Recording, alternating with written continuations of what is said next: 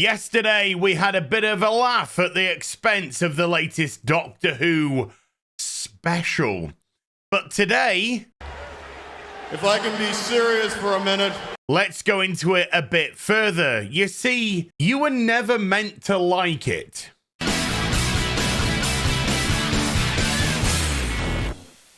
Hi everyone, it's Az here from HeelvsBabyface. Yesterday, we had a little bit of a pokey funsy poozy at the latest Doctor Who special because it was absolute garbage. But that was the whole point. Now, if you're kind of a little bit confused by that, let me just go into a couple of things for you. But first, let's define something.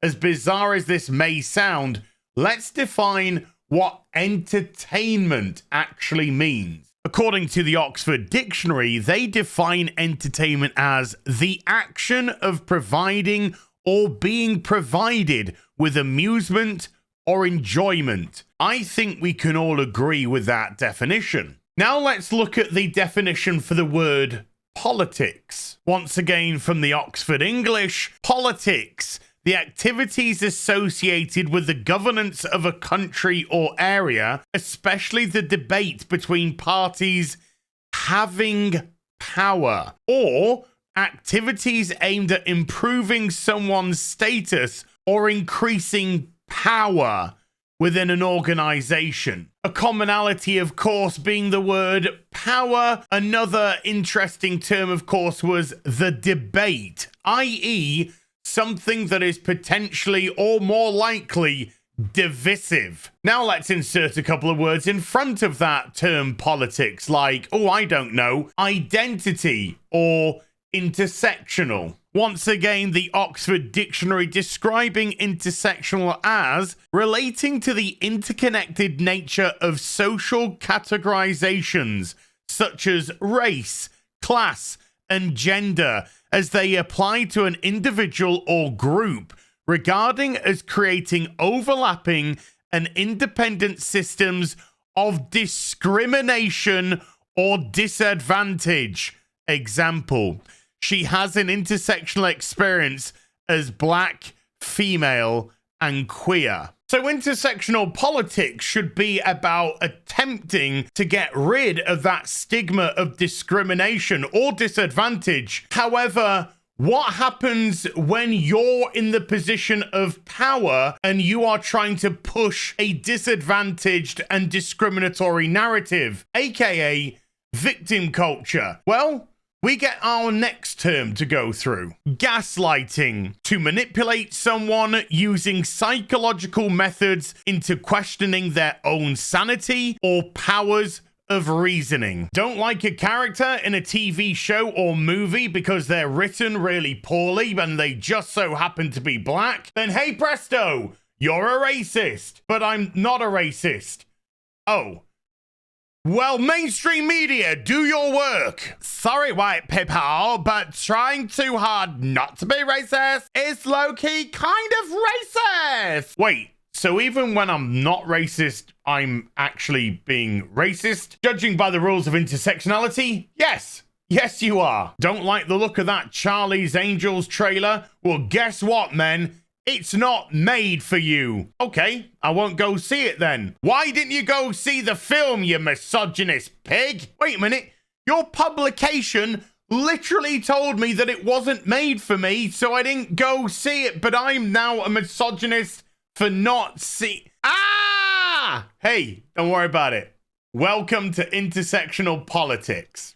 This is how it works. As Baggage Claim herself says, it's a good strategy. Keep changing the rules of the game so that you can keep accusing white people of racism, and you can add sexism, bigotry, phobia, all of those words to that, aka gaslight people. Because regular good people obviously don't like being called words like that, particularly when they aren't. But when you're dealing with unreasonable, horrible people who want to use intersectional politics to silence people and gaslight into believing that they are something they aren't, allowing the company that's putting out the poor product to avoid criticism based off of this, who actually do control the balance of power, we get where we are today. Corporation buys up franchise. Franchise has established fan base. Fan base don't like what corporation is doing to their product, and suddenly we have new terms like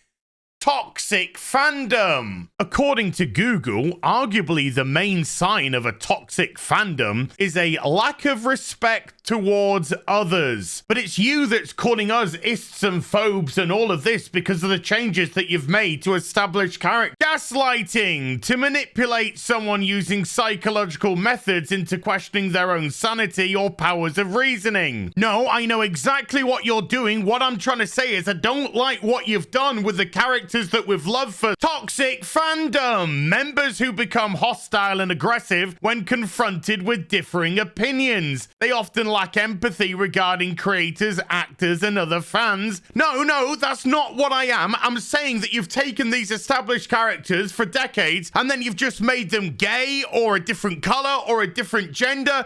And what I'm gaslighting, to manipulate someone using psychological methods into questioning their own sanity or powers of reasoning. No, listen, I'm saying this character was white for 40 years and now it's black for some reason because you decided that you wanted. Director Nia DaCosta says the Marvel's haters are virulent and violent and racist and sexist and homophobic.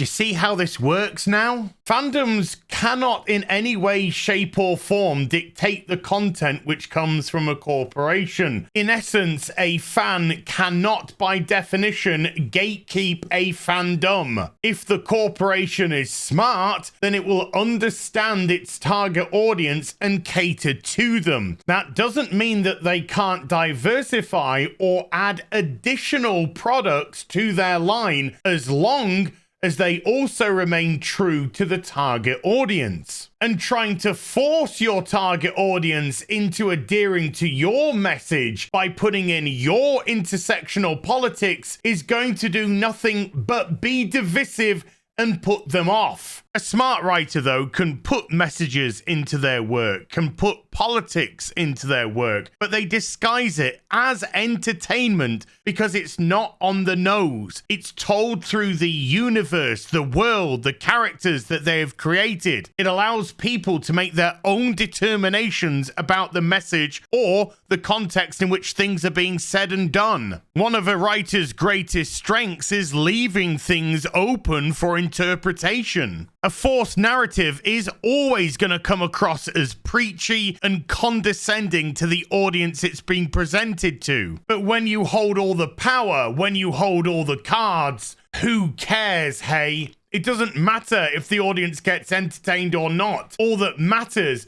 is that you push your narrative and look where it gets you. The writers, the directors, and even the actors start to engage in verbally abusing the actual people who they should be entertaining. Why? Because they're not accepting what's being forced upon them because it's not being presented in an entertaining manner. Characterization gets sacrificed for superficiality. The message gets so blatant and on the nose that subtlety doesn't exist. Nuance is gone. A sledgehammer is here. And if you don't accept it, we have the mainstream media to come and run interference for us. The once humble get consumed with hubris. It's always going to be our fault. Because we are the fans, we are the people who love this property, we are the people whose fandom has been usurped, and the very nature of us defending it goes against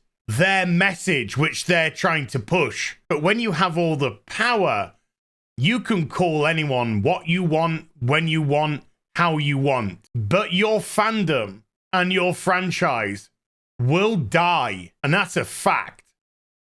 I'll see you in the next video. You take care. Bye for now.